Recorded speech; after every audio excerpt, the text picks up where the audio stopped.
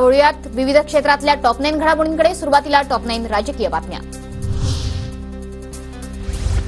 शरद पवारांनी 24 वर्ष राष्ट्रवादी काँग्रेसचं नेतृत्व केलं, त्यांच्याबद्दल कृतज्ञता व्यक्त करतो। मेळाव्यात दादांना पवारांची आठवण, तर वेगळं घर करून मेळावा साजरा करणाऱ्यांचे आभार, सुप्रिया सुळेंचं वक्तव्य। मोदींनी माझा उल्लेख भटकती आत्मा असा केला, त्यांच्या म्हणण्याप्रमाणे कायम राहणारा आत्मा तुम्हाला सोडणार नाही, पवारांची मोदींवर जोरदार टीका।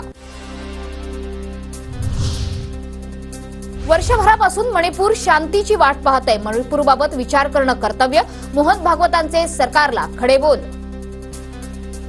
मणिपुर शांति की राह देख रहा है। अचानक जो कलह वहां पर उपज गया या उपजाया गया, उसकी आग में अभी तक जल रहा है, त्राही त्राही कर रहा है, कौन उस पर ध्यान देगा।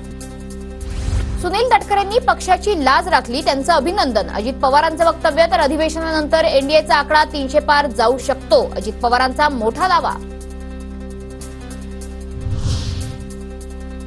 लोकसभा निवडणुकीत चुकीचं नरेटिव्ह तयार करण्यात विरोधक यशस्वी, महायुतीत असलो तरी शाहू फुले आंबेडकरांचे विचार सोडले नाहीत, राष्ट्रवादीच्या वर्धापन दिन सोहळ्यात अजित पवारांचं वक्तव्य।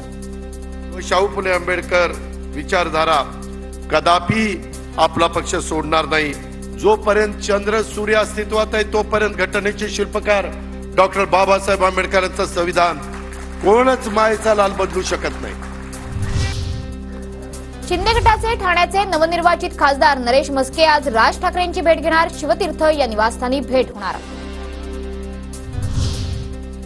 मुख्यमंत्री एकनाथ शिंदेंच्या उपस्थितीत सह्याद्री अतिथीगृहात आज बैठक, पाण्याची उपलब्धता आणि पर्जन्यमानाबाबत आढावा घेतला जाणार, मंत्री आणि अधिकाऱ्यांच्या उपस्थितीत बैठकीचं आयोजन। काँग्रेसचं शिष्टमंडळ आज राज्यपालांना भेटण्याची शक्यता, नाना पटोलेंच्या उपस्थितीत राज्यपाल रमेश बैस यांची भेट घेण्याची शक्यता।